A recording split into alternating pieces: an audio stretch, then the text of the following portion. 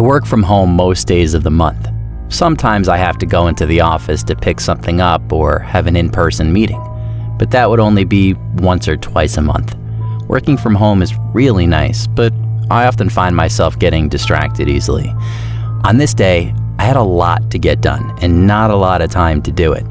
I was focused, working on my laptop in the office when the doorbell rang. I rushed over to the door and opened it a crack, seeing a man on my porch. "Can I help you?" I asked. "Hi, I'm looking for Mr. Peters," the man said, smiling at me. That was my name, but I didn't recognize him. "That's me. What did you need?" The man said he had important information to discuss with me and asked if we could talk in more privacy inside the house. I first asked what the information was about, but he declined to give any details. "I'm okay then," I said, closing the door. I went back upstairs to my office and started working again. A minute later, though, the doorbell rang again. I knew it had to be the same man, which started making me frustrated. I ran back down to the door and opened it fully, prepared to tell the man to leave, but he was already gone. There was no one at the door and no cars or anything outside the house. I stuck my head outside and looked around, then closed the door again. The rest of the day went by without any more issues. I finished working, though I had to do an hour of overtime. Once it got late, I shut off the TV and went upstairs to shower before bed. I turned on the water and was waiting for it to heat up when the doorbell rang again. I checked my phone, seeing it was 10:30. I wasn't going to open the door, but I wanted to see who it was, so I went back down and looked through the peephole. There was a man on the porch in dark clothing and with a face mask on. Even with the cover-up, I could tell it was the same man from earlier, based on his body shape and the way he was standing. My whole body froze, and I just watched him through the peephole. He rang the doorbell again. I could see he had something big in one of his pockets, either a large knife or a gun. I didn't even feel like any of this was really happening. I backed up quietly, but I think he may have heard me because he called out, "I'm looking for Mr. Peters. Just need to tell him something important." Thinking he knew I was there already, I ran upstairs and got my phone, calling 911. While on the phone, a gunshot ripped through the house. The sudden sound made my ears ring. I couldn't even hear what the officer was saying. The ringing faded over the next minute and I heard nothing else. I was sure the guy had left, but I was still going to wait for the police. It was quiet for the whole time until I heard sirens approaching. Once they seemed to be nearby, I opened the bathroom door and stepped out, then went over to the stairs. That's when I saw the front door was busted open, and not a second later, the man sprinted across the hallway and out the door just before the cops pulled up. I think he had shot the lockout, and my ears were ringing so bad that I didn't hear him come inside. I gave the cops a description of the man, but there wasn't much else to go off of.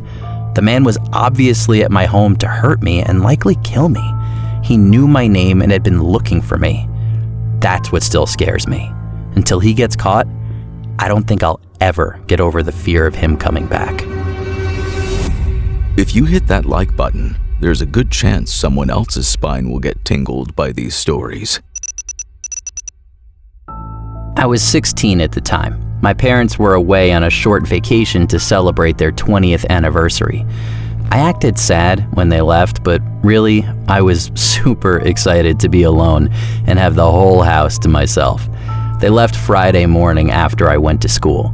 When I got home, I made a quick snack with the food they left me, then went to the living room to play video games for the entire night. I had no school tomorrow, and nobody was home to tell me to go to bed. So I wanted to stay up as late as possible and enjoy the time I had. I was playing online with my friends for a while, but my buddies weren't as lucky as me, so at around 10 p.m. all of my friends had to hop offline. Come 11 or maybe closer to 12, even my neighbor's dog started barking. They have a huge dog, so it was really loud, even though their house was a good distance away from mine. I kept playing, but through the headphones, I could still hear the dog barking like crazy for what had been a whole 3 or 4 minutes. It was really late, so I was both concerned and annoyed. When I found a good time to pause my game, I got up really fast and looked out the side window over at their house. None of their lights were on, but their dog was still barking. I was pretty sure it was barking from inside the house too. Then I saw a man walking through their yard and onto the sidewalk. It was dark and hard to see, and I didn't see where he came from. Knowing the dog was probably barking at the guy by their house and seeing him walking away, I went back to playing my game. I played for 15 minutes or so before someone knocked on my door. It made me jump, but I was in the middle of a match, so I couldn't just get up. I kept playing, hearing the knocks continue. When the match ended, I took my headphones off and heard the knocks again. With my headphones off, though, I realized it was coming from the back door, not the front door. Then I remembered how late it was and got really confused, but also a bit agitated. What could they possibly want from me this bad to be continually knocking on the door at midnight? I stood up, but then I decided I didn't want them to see me. I thought that if they realized nobody was home, then they'd leave and come back some other time. If they stayed, then I'd know something was wrong. All the blinds were closed, so I didn't have to worry about that. I sat back down and continued playing. No more knocks came for a while after that. I played until almost 2 a.m. I was really tired, and my eyes were struggling from staring at the TV for so long. I took my headphones off, turned off the TV, then went upstairs to get in bed. I laid in bed for a few minutes, maybe not very long, when I heard something outside, a car driving and stopping right in front of the garage. I stayed in bed, listening carefully. Someone got out of the car and closed their door, then walked around the house. I lost track of the footsteps once they made their way toward the backyard. A shiver ran through me. I got up and walked down the stairs slowly, still trying to not let anyone know I was home. But about halfway down the stairs, I heard someone by the back door. It sounded like they were messing with the lock. I ran back upstairs and called the police. I tried not to sound panicked, probably because I was a stupid 16-year-old and wanted to be cool. But they dispatched some officers to my house and told me to wait for 10 minutes until they arrived. I said okay and hung up the phone, then locked my bedroom door and waited. A minute later, there were a few noises coming from the back door. Then it opened. I heard someone walk in, then go into the living room. It sounded like they were taking things and putting them in a box. They moved quickly through each room downstairs, but after they went through the kitchen, they left, going back outside. I heard their car door open and close.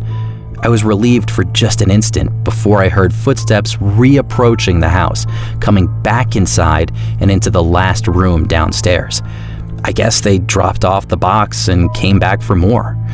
At this point, I was regretting not showing myself because the person downstairs really seemed to think nobody was home. He was making a lot of noise and was confident enough to come in for seconds.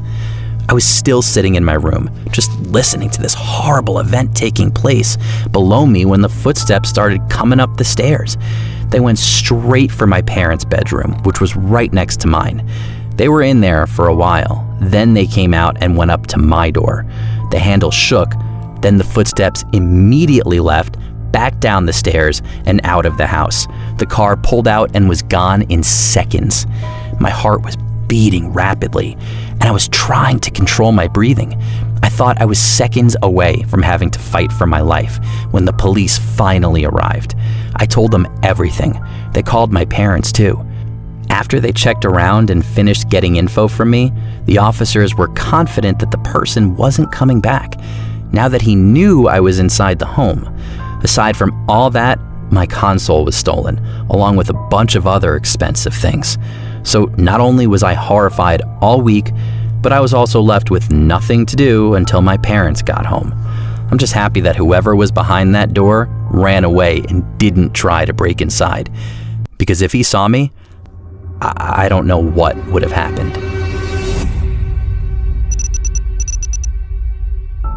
I'm 34 and live alone in a rather large house. I was married and had kids, but I got divorced the year before. This house is meant for a large family, but I've never had the time to move out, so I just stayed. Being the only person in a large house, a lot of sounds resonate through the empty house all the time. The most common sound was from the air conditioner.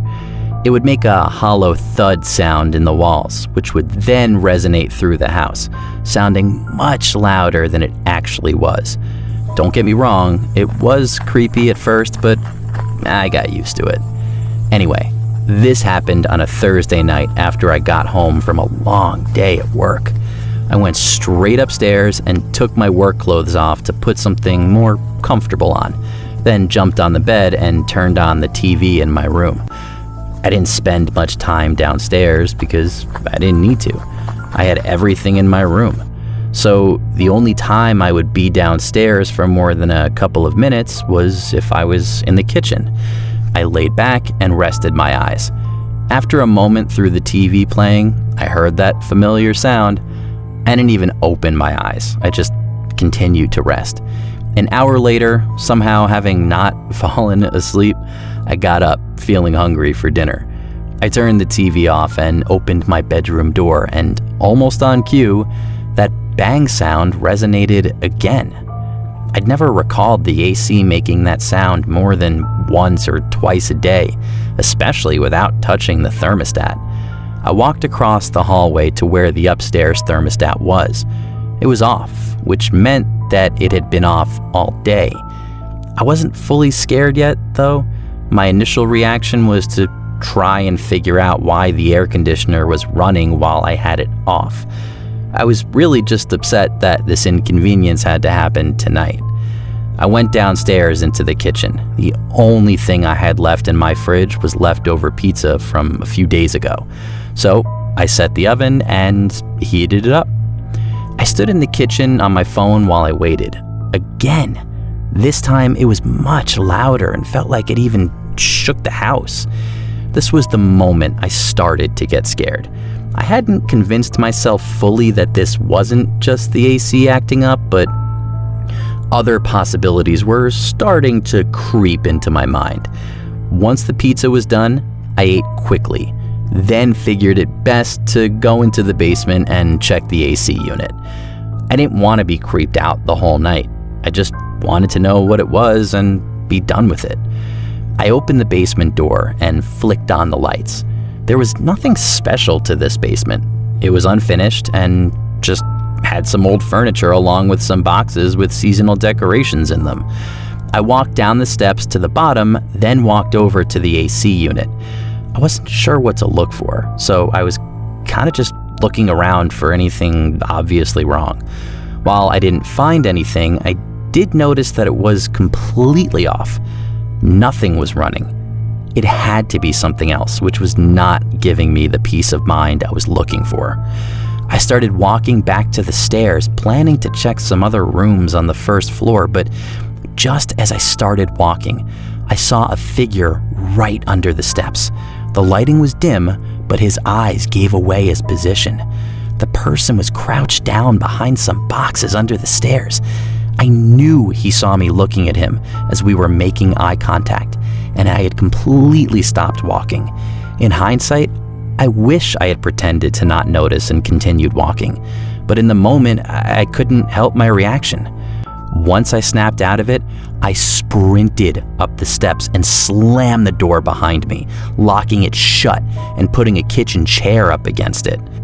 I didn't hear them following me, so I took it as a sign that they weren't here to fight.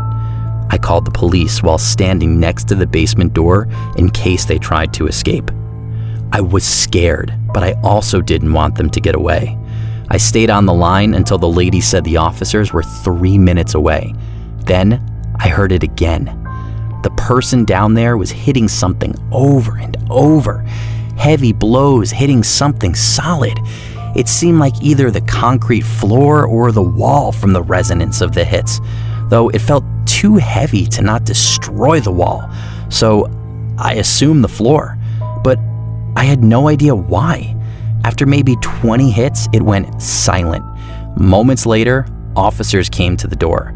They captured the man downstairs quickly, and he surprisingly looked like a very normal man. Regular clothes, well-groomed, didn't really look like he would be someone to break into a home. The officers brought up 2 tools as well, a thick crowbar and a large hammer. After restraining the man and putting him in the car, one of them brought me into the basement to show me what was going on. In the far corner, opposite the AC unit, there was rubble and plywood shards all over the ground. I didn't know how I didn't notice it. On the wall, though, were huge indents of metal. It was almost unrecognizable, but it was a small, old safe that was built into the wall. The damage that was done to the wall safe looked insane, and I was shocked that it hadn't given in. It's funny, though, because there was nothing in it. I do remember the seller mentioning it and giving me a code when we moved in, but I never bothered to stash anything in there. The officer I was talking to said they'd seen it before in a lot of the big homes around the area, as a lot of burglars go straight for the safe and often don't lose anything else in the home. Of everything, the fact that the man looked so normal is what creeped me out the most. Just knowing that literally anyone could be doing things like this is not a comforting thing to think about. I ended up repairing the wall and just covering the safe. I also plan to move out soon and get a smaller house that's easier for me to stay alert in, because this situation could have been a lot worse than it was, and I don't want to take any chances next time. Thanks for listening. If you want to help build the True Chiller community, like, subscribe, and share.